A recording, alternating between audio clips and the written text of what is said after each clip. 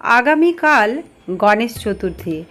গণেশ চতুর্থীর দিন অবশ্যই আপনারা ভগবান গণেশের এই মন্ত্রটি জপ করুন।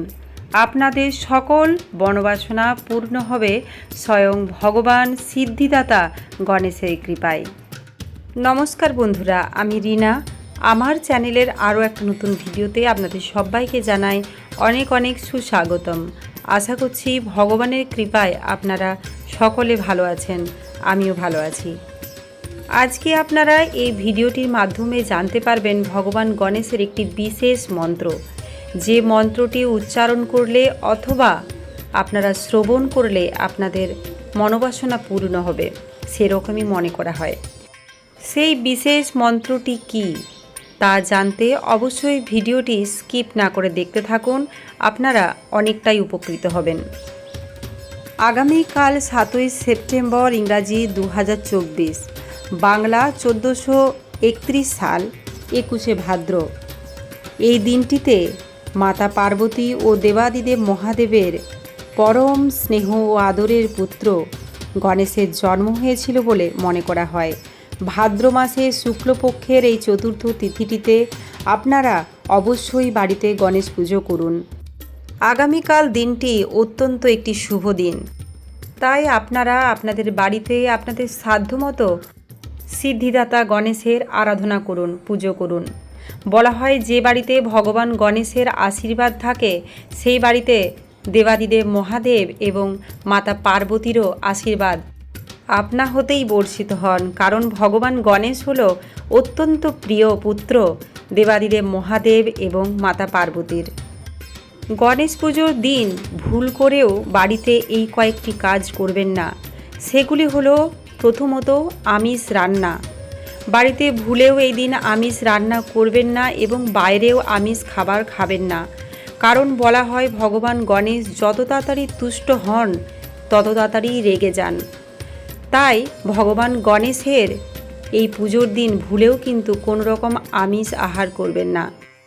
আপনারা সকলেই চেষ্টা করুন এই পুজোর দিন অর্থাৎ আগামীকাল 7ই সেপ্টেম্বর 2024 এই দিনটিতে সকাল সকাল উঠে ঘরদোর পরিষ্কার করে প্রথমেই ভগবান গণেশের পুজো করার। ভগবান গণেশের যখন আপনারা পুজো করবেন অবশ্যই কিন্তু লাড্ডু বা মোদক ভোগে নিবেদন করবেন, কারণ লাড্ডু বা মোদক ছাড়া ভগবান গণেশের পুজো কিন্তু অসম্পূর্ণ থেকে যায়। কারণ লাড্ডু বা মোদক হলো ভগবান গণেশের অত্যন্ত প্রিয় খাবার, আর যদি সেই লাড্ডু আপনারা বাড়িতে বানিয়ে ভগবানকে দিতে পারেন তার থেকে ভালো আর কিছু হয় না। ভক্তি হলো ভগবানের পরম প্রিয় জিনিস। ভক্তি ছাড়া কোনো পুজোই কিন্তু সম্পূর্ণ নয়। কিন্তু তবুও শাস্ত্র মতে বিধি অনুসারে কিছু নিয়মকানুন থাকে প্রত্যেকটি ভগবানেরই, সেরকম ভগবান গণেশের পুজোরও বেশ কিছু নিয়ম থাকে। তবে এইটুকু আপনারা মাথায় রাখবেন, গণেশ পুজোর দিন ভুলেও ভগবান গণেশকে তুলসী পাতা অর্পণ করবেন না এবং ভাঙা চাল দেবেন না। এই দিন দূর্বা দিতে ভগবানকে ভুলবেন না এবং ভুলেও আপনারা কেতকী ফুল ভগবান গণেশকে অর্পণ করবেন না, কারণ এই ফুল দেবাদিদেব মহাদেবের পুজোতে ব্যবহার হয় না। আর দেবাদিদেব মহাদেবের পুত্র হলো, পরম প্রিয় পুত্র হলো ভগবান গণেশ। তাই কেতকী ফুল, তুলসী পাতা আপনারা কিন্তু ভগবানকে ভুলেও অর্পণ করবেন না, তা না হলে সংসারে অমঙ্গল দেখা দিতে পারে এবং আপনার পরিবারের দারিদ্রতা দেখা দিতে পারে। এই দিন আপনারা যে ফুলটি ভগবানকে অর্পণ করবেন সেটি হলো আকন্ত ফুল আর লাল ফুল। আকন্ত ফুল হলো ভগবান গণেশের অত্যন্ত প্রিয় ফুল এবং যে কোনো লাল রঙের ফুল ভগবান গণেশের অত্যন্ত প্রিয়। এরপর আমরা জেনে নেব ভগবান গণেশের সেই বিশেষ মন্ত্রটি, যে মন্ত্রটি আপনারা একবার হলেও কালকের দিনে অর্থাৎ গণেশ চতুর্থীর দিন পাঠ করুন অথবা শ্রবণ করুন। বিশ্বাস করা হয় যদি কেউ গণেশ চতুর্থীর দিন এই বিশেষ মন্ত্রটি পাঠ বা শ্রবণ করেন তার জীবনে কোনো বাধা আসে না। ভগবান গণেশের কৃপায় সমস্ত বাধা নাশ হয়ে যায়। তাই এই বিশেষ মন্ত্রটি আপনারা গণেশ চতুর্থীর দিন অবশ্যই পাঠ করুন বা শ্রবণ করুন। চলুন তাহলে এখন জেনে নেব সেই বিশেষ মন্ত্রটি কি। ওং একদন্তায় বিদ্মহে বক্রতুণ্ডায় ধীমহি তন্নদন্তি প্রচোদয়াৎ। ওং একদন্তায় বিদ্মহে বক্রতুণ্ডায় ধীমহি তন্নদন্তি প্রচোদয়াৎ। ওং একদন্তায় বিদ্মহে বক্রতুণ্ডায় ধীমহি তন্নদন্তি প্রচোদয়াৎ।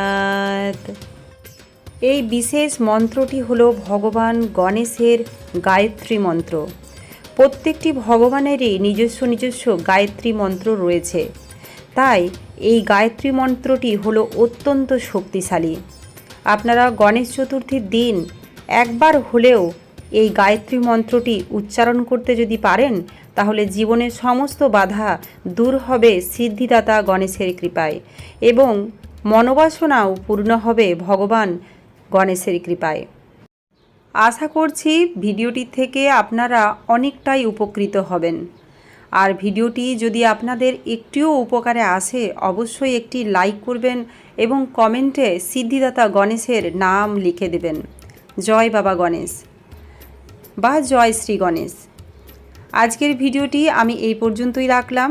কালকে আবার কোনো একটি নতুন ভিডিও নিয়ে আপনাদের সামনে হাজির হব। সকলে ভালো থাকবেন, সুস্থ থাকবেন সিদ্ধিদাতা গণেশের কৃপায়। সকলের উপর ভগবান গণেশের আশীর্বাদ বর্ষিত হোক, এই প্রার্থনা করি। এতক্ষণ আমার সাথে থাকার জন্য আপনাদের সকলকে জানাই অনেক অনেক ধন্যবাদ এবং বড়দেরকে প্রণাম। ভগবান গণেশের শ্রীচরণে কোটি কোটি প্রণাম জানিয়ে ভিডিওটি এখানেই শেষ করলাম। ধন্যবাদ। জয় শ্রী গণেশ।